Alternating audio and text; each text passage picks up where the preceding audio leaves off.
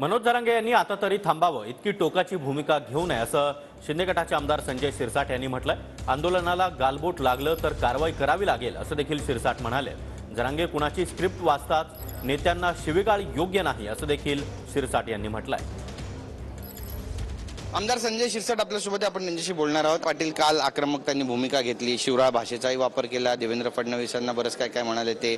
यानंतर आजही म्हणतात की मला जीवे मारण्याचा कट रात्री चाकला होता। युटर्न त्यांनी ज्या पद्धतीने घेतलेलं आहे, पुन्हा एकदा मुंबईत येणार असं सुद्धा म्हणतात। सगळे सोयऱ्यांची जी अधिसूचना काढली त्याची अंमलबजावणी तातडीनं करा असा एक त्यांनी निर्धारच केला। काय म्हणाल?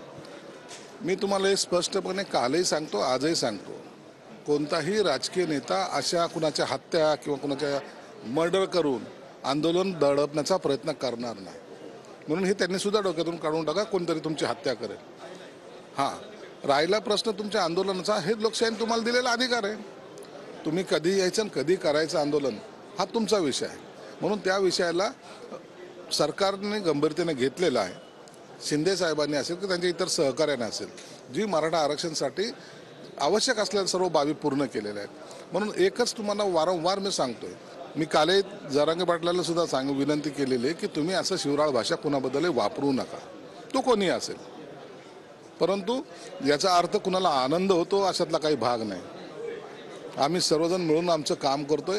हे जे विरोधी पक्षवाले आहेत, हे ना कधी मराठा आरक्षणाला यांनी पाठिंबा दिला होता, प्रत्येक वेळेला मराठा आरक्षणाला विरोध करणार आहे।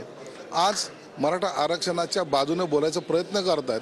हे बाजूने बोलत यासाठी नाही आहेत की आरक्षण मिळावं, हे यासाठी बोलतायत की यांच्यामध्ये फूट पडावी आणि कुठंतरी इथं हिंसा व्हावी, इथं कुठंतरी आंदोलन चिघळावं, यांचा तो प्रयत्न आहे। पण सरकार हा प्रयत्न हाणून पाडेल एवढं मात्र निश्चित आहे। कॅमेरा पर्सन योगेश गुरवचा, गिरीश गायकवाड, TVN मराठी।